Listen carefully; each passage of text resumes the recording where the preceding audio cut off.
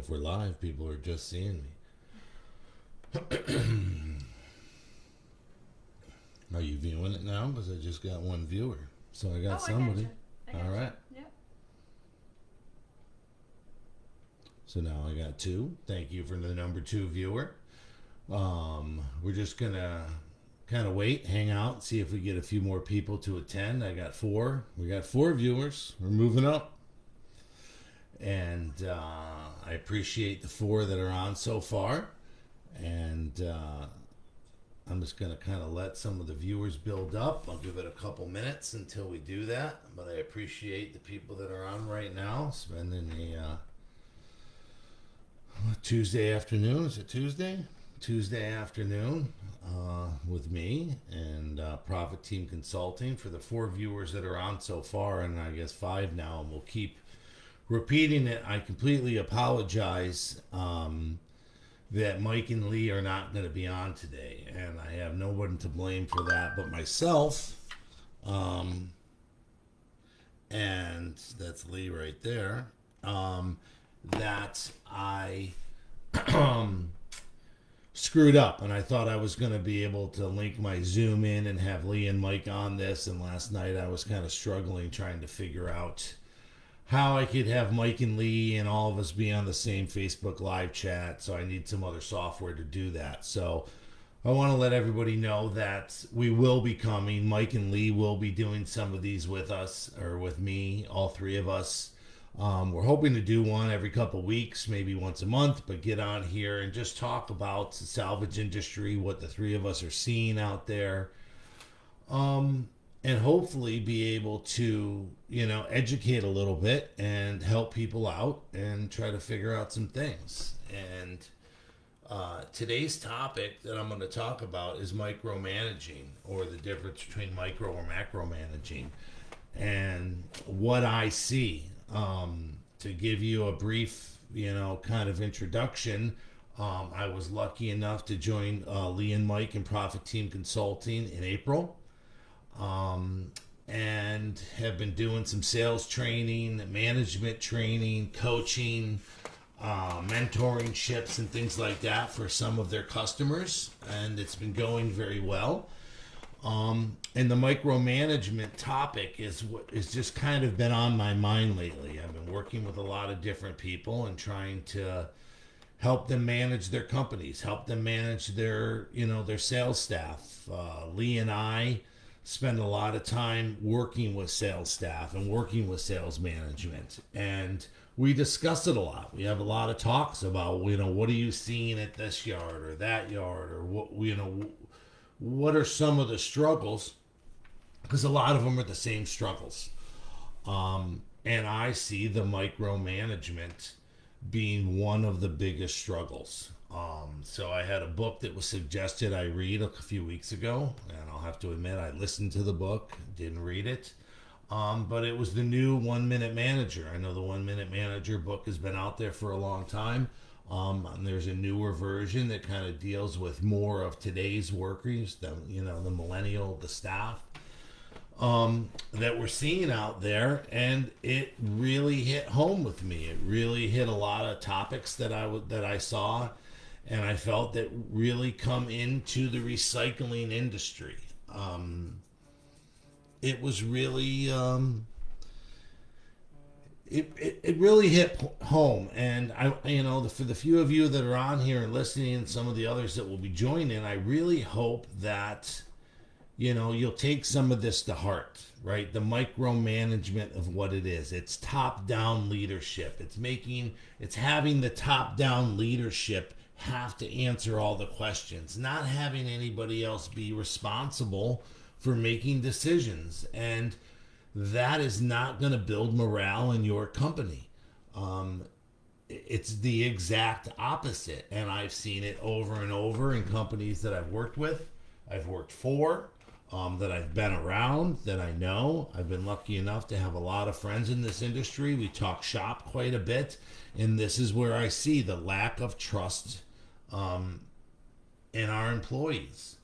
And the number one thing in the book was making sure that you feel good about yourself, right? Making sure that if you feel good, you'll have, you'll produce good results. It's all got to start with the attitude and the way you feel, and the way you feel going to work and what you're achieving. And some of the points that I'm going to go through with micromanagement are some of the hot points within this industry, right? They avoid delegation, right? If you're a micromanager, you never want to delegate any of your work. How many people that are on this call have been told over and over and over by consultants or by their peers or by people to delegate some of your work? You can't do everything, right? If you're constantly making reports, you're constantly trying to do things. Reports and data are great. It's great to be able to measure things and manage by then. But if you're making reports to just make reports, I'm not quite sure what you're trying to get from those results. You're not allowing any of your employees to make their own decisions. You're constantly complaining. A micromanager is someone that's constant complaining about this department to that department and that department about that department, and constant complaining and not coming up with results to what those are. They're not passing on what their skills are. They're keeping their skills to themselves and not sharing the skills and the knowledge that they have with their staff. You're not listening to the feedback. Feedback is falling on deaf ears. Right? People are constantly in your organization trying to tell you what they can do to make the place better, and you're not listening to it. So what happens? They're going to stop giving you ideas. What they're going to do is just do exactly what they come to work to do every day, and not no more, no less, and that's all they're going to do. They're not going to be productive. Projects that drag on forever. If you're a company and you're working with a company, or it's your company, and it seems that you can never get any projects done, you have multiple projects started, it's because you're micromanaging the project and you're not getting it done.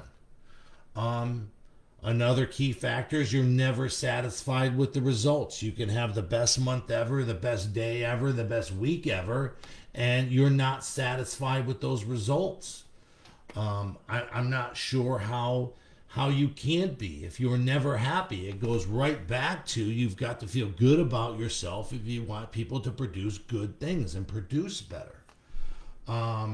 You always want to know what your staff is up to. You're constantly looking at your screen and looking at the cameras. You want to know what everybody's doing every second. That is not productive. Right? You want to be CC'd on every email that goes through your company, so you think you can know exactly what's going on and butting in. These are all telltale signs if you're a micromanager. The macro management, right? A very hands-off approach. I don't think that works either. You have to be a part of a team, right?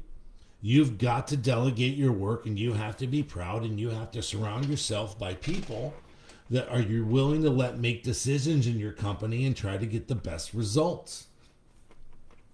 What are some of the biggest mistakes that I think that all of us see when we're out there?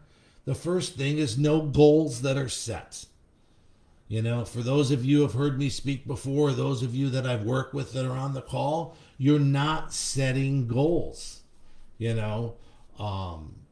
There's a few things that stick in my mind from my past, that other consultants have talked to me, and I can remember like it was yesterday, it ringing in my ear from Jim Counts saying that, how do you know if you won the game or not if there's no scoreboard? How are we not looking at setting goals and what we're trying to achieve and celebrating those goals when they're achieved, being satisfied with those results when we set those goals?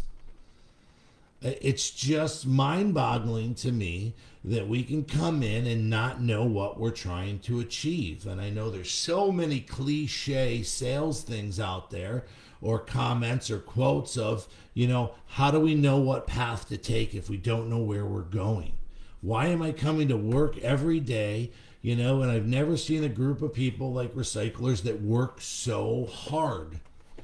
But we need to work smarter. We need to delegate our work. We need to have a great team. We need to support that team, and we need the right people around us to make sure that we're trying to achieve the goal.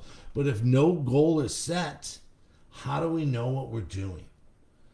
Another key factor that I see constantly is no job descriptions. How do I know if I've done a good job today? If I don't know what the expectations are for me and I don't know what goal I'm trying to achieve. Without having that description and without having those expectations set for me, you have a ton of employees that you have there every day that come to work and go home. And if their wife asks them or their husband asks them, did you have a great day today? How was your day? They say, I'm not sure. You know what the canned answer is? Well, no one yelled at me today, so I must have done everything okay. Right? The lack of communication that you guys are having with your staff and not giving them the expectations is there. If you're constantly standing over everyone's shoulder, what are you doing? How do you do it? Let me show you what to do. That is not being a leader. Right? That is not helping your employees be successful. The communication. I can't say the communication enough. Not having adult-to-adult conversations with your employees to try to come up with solutions to the problems. Too many meetings that are way too long with no meaning. You're not getting anything accomplished without having, short, precise meetings to try to set goals. Again, I can't say it enough. If people feel good about themselves, they'll produce good results. And making decisions for your employees. You're not there as the owner or the general manager or a sales manager or a manager of whatever department you're in. You're not there to make all the decisions. You're there to have people around you and have them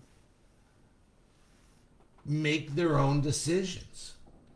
You have to be able to make those decisions. Let those people make decisions. They should understand what results you want, what the goals are, and how we're going to get there, and let them make the decisions. If you're working with them side by side and you're setting these goals as a team, this is about not just you coming up with some harebrained idea of what the goals should be.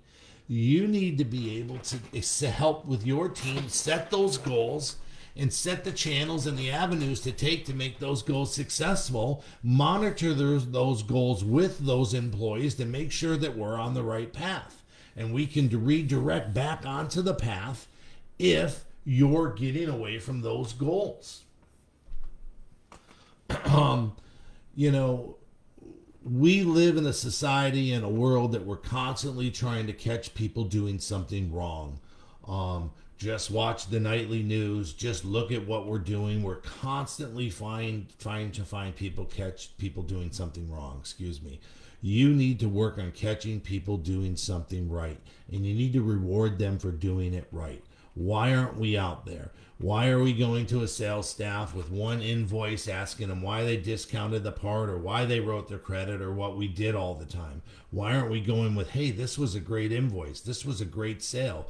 Not only did you sell the part, you got the extended warranty, you got the freight, you got the core. This was a perfect invoice. These are the ones we need more like. We need to coach and be more in a catch me doing something right position. So we can make sure that we're building confidence in our employees. If you are micromanaging, you are being counterproductive to all of your staff. You are not trying to build productivity. You are not accomplishing those things that you should be accomplishing by constantly knocking everybody down, trying to make the decisions, not allowing your staff and your people. If they understand what's expected of them and they know what the expectations of their job are, then it's going to be very simple for them to know if they've done a good job or not. That is what it's about. It's about being a good coach. It's about teaching, mentoring, and building successful employees to be a part of a team to reach the goals. And if we do that together, everybody is going to feel good about themselves. We can't run a company or be productive with all the negative vibes that are there, people being nervous to make a decision. I've watched the micromanagement affect a sales staff to no other. Right? I had a boss at one time that would make me so upset, and I would get so micromanaged that when I sold parts, the only way I could get back at that manager was to just not sell parts that day and tell everybody no. How productive of that was it for that day, being micromanaged, right? And being belittled and yelled at and told all day long, this is all that I do that's wrong. Why don't we talk about what I'm doing right? I want to train from what I'm doing wrong, but if I know more of what I'm doing right, I will do more of it because I'm going to feel good about it. We need to make sure that we're trying to surround ourselves with smart people, giving them the expectations and letting them make the decisions. I have a perfect example with a company that I'm working with that we're trying to set levels. So we're having a sales staff, and we're going to have a tier 1, 2, and 3 salesperson. You're in the tier based on what your sales are. We're going to set expectations for that sales staff on your sales need to be this, your warranty needs to be this, your discounts and credits need to be in this, your freight needs to be this needs to be here, this needs to be there. These are the levels that are expected of you as a tier 1 salesperson. If you're in that tier level box, we are going to leave you alone and let you make all the decisions you want to make on your own as long as your numbers fall into this level. If you get outside of the level box, then we're going to do what we can to support you to get you back into that box. But if you're in the box, we're going to leave you alone and let you be productive for the team and make your own decisions. Tier 2 can have different levels set up, or tier 3, tier 4, tier 5, however you'd like to do that.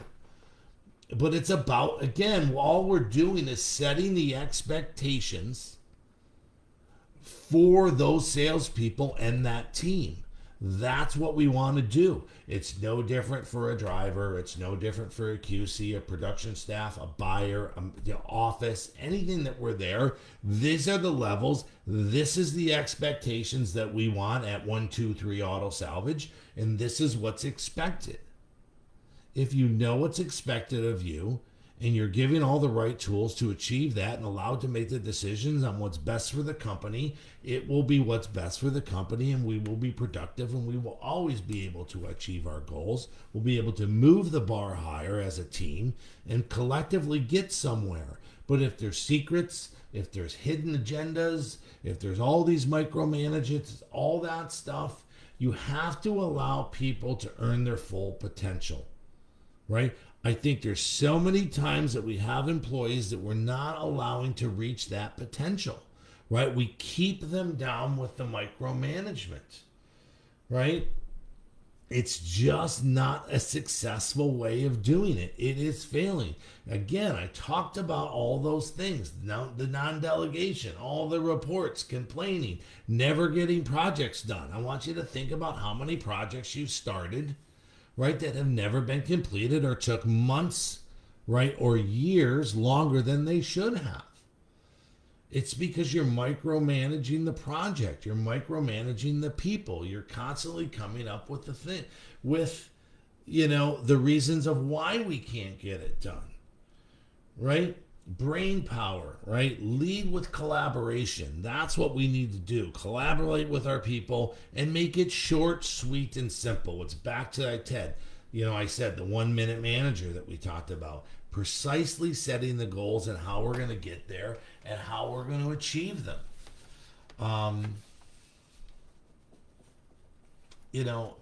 We hire smart people to be able to identify problems in our company and come up with solutions and way to fix those problems.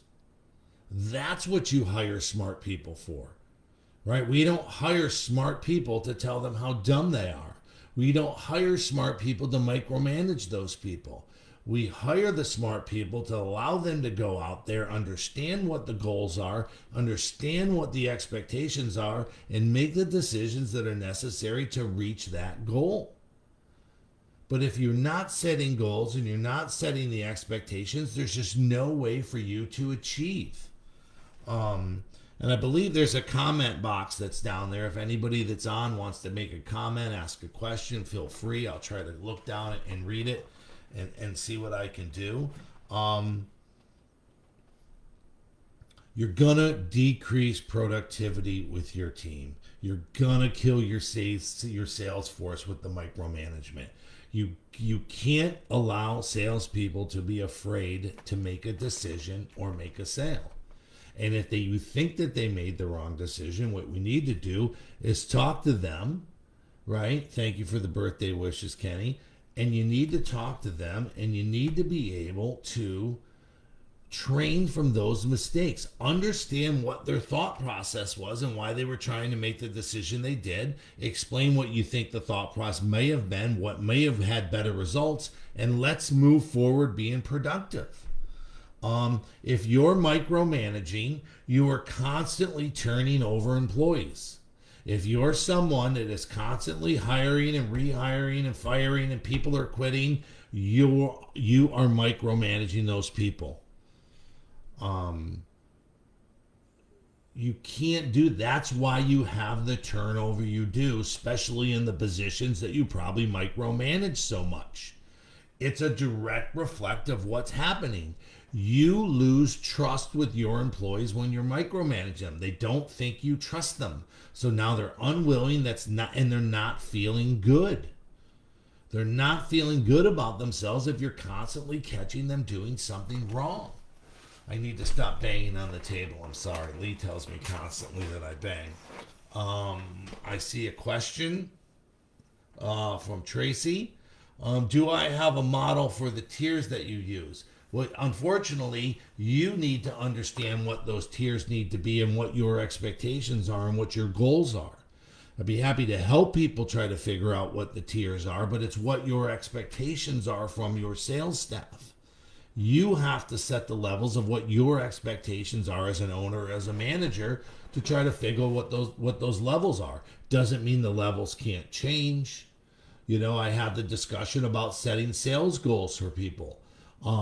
And for a company, and shouldn't your sales goals somewhat be loosely related to what your buying budget is and what you're buying, how many units, how much you're spending, and what you're putting through the factory, right? If I go out and I double my buying budget for a month, that should have a direct reflect on what the sales are, and those sales should be and that's going to go right into what the goals are. It can't be just some simple figure that you're coming out. You need to use some sort of data that you're trying to do to anticipate what the sales are, and the direct, and that directly comes from what you're buying budget, what you're purchasing, and what you're running through your factory. So to answer that question, that model changes by facility. It changes what your expectations are, right? If we're working with a new staff that's never had some of the goals or never had expectations, or we're just introducing extended warranties, or we're introducing freight to them, the levels may be much lower at first. And we're look at this is where we're starting with the levels. This is where I expect the levels to be in 6 months, 10 months, 12 months, whatever it may be, right? But we're letting them know this is what we're trying to achieve. I had the conversation earlier with some clients that we're going to have a meeting with the staff and explain to them what the goals are and where we're trying to take the company, right? I always use the terminology, get on the train, because the train's going this way, right? We're going forward, and these are the goals, and this is what we're trying to achieve, and this is what we're trying to reach. So we have to know. So those levels can change constantly. All your teamwork is destroyed with a micromanager. There's no team. It's just the top leader. There's no teamwork when there's the micromanagement is happening. You need to build a team, right? You need to make sure your people understand they're a part of the team. And if your salvage yard is, 1, 2, 3 salvage, then maybe the shirts say team 1, 2, 3 salvage for your employee t-shirts that you have. Or maybe you come up with some kind of team event, or you come up with something. You need to build teamwork. You need to build unity. I talk a lot about the front of the house being at odds with the back of the house. The salesman being the front of the house, blaming the back of the house constantly. We can't blame the back of the house, and the back of the house can't blame the front of the house. We're all on the same team. We're trying to achieve the same goals. Everybody, you're welcome, Tracy, everybody needs to know, what we're trying to achieve. They're all a part of the goal, and they're all have their part in doing that to achieve the goal. It really is, the gear scenario, right? One tooth on the gear or the flywheel or whatever you want to call it. If someone doesn't do your job in this industry, it can all fall apart very, very quickly, right? So that's why I want to talk about, all these things that can do that. It builds fear, right? They're afraid to go outside their box from the fear of the micromanagement, the fear of catching them do something wrong. We can't build a fear-based company. Fear-based doesn't work. It may work for a little while, but this is where you're going to start to have your turnover with your employees.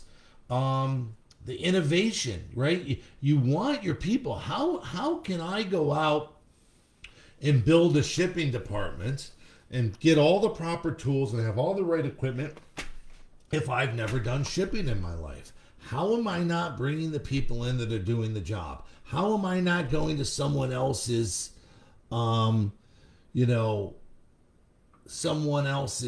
facility to see how their shipping department runs? You need to involve your people. I have a question. How do you decide how much attention each person needs to be successful? Well, I think that depends on how well they're meeting their expectations and their goals. But I don't think what then that question's from Mike, and I appreciate Mike and Lee being on. And I'm sorry that I boxed them out on this. It was not intentional, Mike.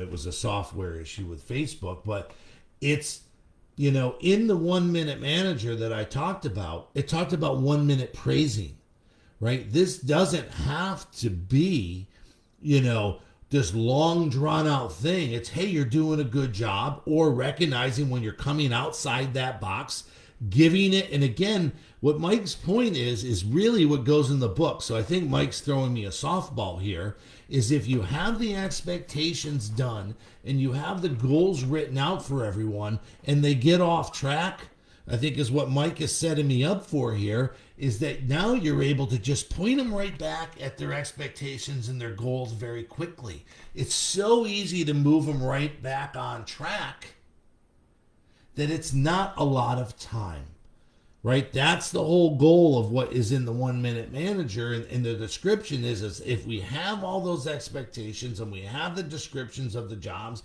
and we have everything set and we're allowing our people to go in there, there's not a lot of tension needed, as long as we all are within the levels or within the box of what the expectation was set.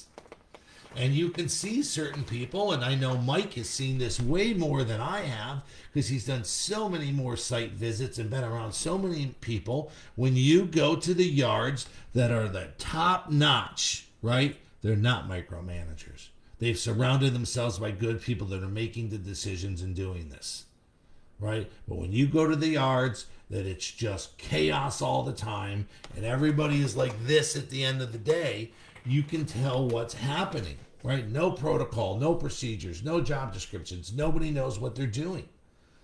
Now, so that's kind of the thing. It's where the attention is very easy to know where to go, right? Once you set all those expectations. But the innovation, the creativity that can come from your employees, they have to be able to have a way to come out and talk about it, to be able to go to you. I'm not talking about a suggestion box, and I think that you need to have a time and a place when people can come up with their ideas.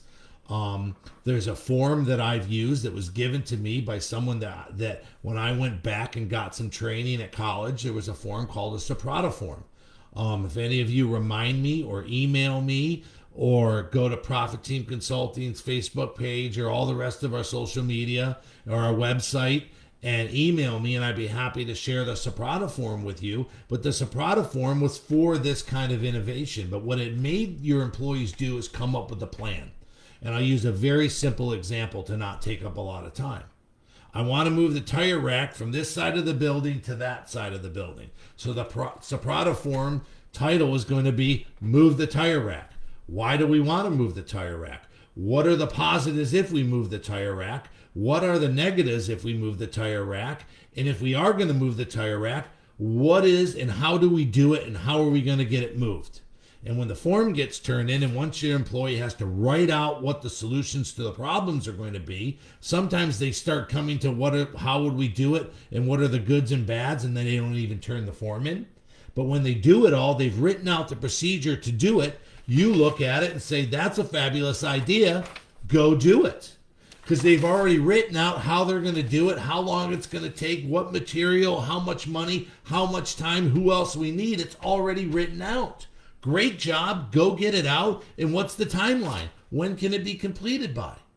It's such a simple procedure, but what we try to do is, you're trying to buy cars and someone's trying to talk to you to tell you about moving the tire rack, and you're not even listening to them. That's not the time. You're buying cars, the door's shut, right? There's a time for the suggestions. It's for the short meetings, and it's how we get through that. You're going to slow down the performance with the micromanagement. And also, I'd like to get to this now that Kenny, wished me a happy birthday, and I'm getting closer to the end than the beginning. There's health concerns that are involved with micromanagement, not only for the employees, but that micromanager. You're under such stress. You're not feeling good about yourself. These lead to unhealthy lifestyles, right? I got it, right? The pressure of what happens and what can do can lead to a lot of stress on your heart, can lead to a lot of mental stress, can lead to a lot of ways that people are trying to make all those crazy thoughts go away when they get home from work. It's not a healthy environment for the manager or any of their employees. I wrote on my sheet here that Mike was going to ask us, but it was, how much do we see this in our visits and through our training? And we see it all the time. These are some of the things that we go in and try to help with and fix. That's what Profit Team Consulting does. This isn't the sales pitch here, but I'm trying to explain is bringing this to the forefront and talking about how much we see of it and how we recognize and what solutions that we have to it. And I'm hoping that some of the people that are on here recognize maybe these are some of the habits they have. I'm sure some of you work with Mike or Lee or work with me and reach out, and we're happy to help you with some of those solutions and come into those problems, right? But it's problems that are inside your facility that you want people to recognize. I can remember multiple times when I was working at a facility where we recognized that there was problems like, the loader's leaking, but we were afraid to tell the micromanager the loader was leaking because what do you think happened? That micromanager would explode, be yelling at someone for not recognizing it. It was easier for us to not say the oil, there's something leaking out of the loader. It was easier for us to just pretend like it didn't happen because we didn't want the ramifications from the micromanager. That is not healthy for your company. You want people to be able to recognize issues and problems, have the solution to those problems, and go fix them, attack them, and get them done. Another quote I've got on my other screen here, some of the quotes from the book. Everyone has potential to be a winner. Some people are just disguised as losers, and don't let their appearance fool you. That hit home to me. I've had people that I've hired out of necessity because I just couldn't get anybody else in the door, and my expectations for them were about this big, and I misjudged them. Right? Everybody has potential. I use the word will or skill a lot of times. It's unbelievable how much, some people have a will. I tell the story a lot of a company I worked for, and I had two guys that worked that came to me, and they were both released from prison. They both were in gangs. They both went to prison for some really bad things. And they were honest with them when they came to me about it. And I gave these guys a chance. And they turned out, the two of them became some of the best employees I had, keys to the building, codes to get in, were trusted with everything, right? But they were disguised as losers. They were disguised as losers because they were brought up in a society that they were in gangs, and that was where they lived, and they did their time, and they got out, and they understood they had paid for what they'd done. They were disguised as losers, and they became winners, and that's a true story. So when I read that in the book, it was something, that's immediately what hit me. Trying to look here. I keep looking back at, the people who feel good about themselves produce good results. The best minute that I can spend is the one I invest in my people. One of the comments in this book, and here's another one that was hit me like a ton of bricks. And it's the guy was interviewing a manager for a company, and the guy was talking about how much the new machinery that he bought, and the new building he bought, and all the new trucks that he bought, and all the new technology that he bought. And the guy had spent hundreds, if not millions of dollars on all this new stuff for his company. But he never invested $1 in his people.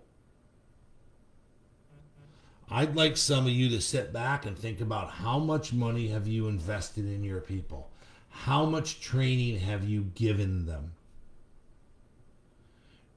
Do you know how much you'll get back on that investment by investing in your people?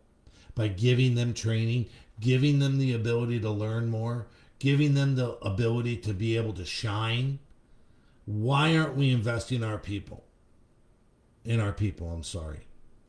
It really is. And I thought, and when it was in this book, it hit me. I'm like, oh my gosh, we do this. We buy new trucks. We overbuy, and we buy all this material, and we buy all these cars, and we buy brand new lifts, and we buy the latest and greatest tools, but we're not investing in the people that we have working for us. And to me, shouldn't that be the biggest investment? Right? I think that should be the biggest investment that we can do. Thanks, Wade. I think that's the biggest investment that we can do out there, is invest in our people.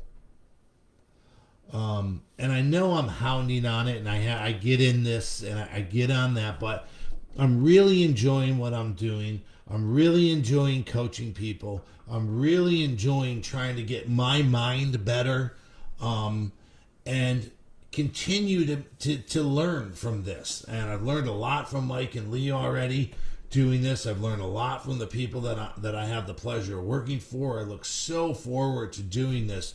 But the micromanagement thing is a thing that I'm not giving up for a while, right? I've done some seminars, and we repeat a lot of our stuff. The micromanagement one is a new one that I'm on. I'm on this train for a couple years, and I'm not going to shut up about the micromanagement, because I think it's killing the productivity of a lot of our businesses and a lot of the companies that you either work for, you run, or you own. And it does start at the top, but that doesn't mean that we manage from top down. What it starts at the top with is you investing in your people, setting the goals and the expectations of what you want from your people, and let them go try to achieve it. Don't knock these people down. We need to make sure that we're investing in those people, we're supporting them, we're catching them doing something right, and we're training and we're getting them back. Back to Mike's question. Hey, you're off track. You know what? If the goals are written out and the expectations are there, how easy is it to get them back on track? It's not long. It doesn't take. It's back to the 1 minute manager thing. And I hate to harp on that. I wish I would have read the book 20 years ago. But you know what? It's not just reading the book 20 years ago. It's about reading the book once a year, reading the book every 6 months. It's about the constant retraining of what we're doing. As an example, I'm doing some sales training with a company. I'm sales, and it's not just the bad guys, it's every guy there, all the good guys. $300,000 a month salespeople. I'm listening to their calls and helping them, but for shorter periods of time. But what we've decided to do is that we're going to let them go on their own for 2 or 3 months, but reminding them I'm coming back in 3 months and we're going to do it for another couple weeks. So they always know it's a refresher. I constantly believe in the refresher. I constantly believe in that.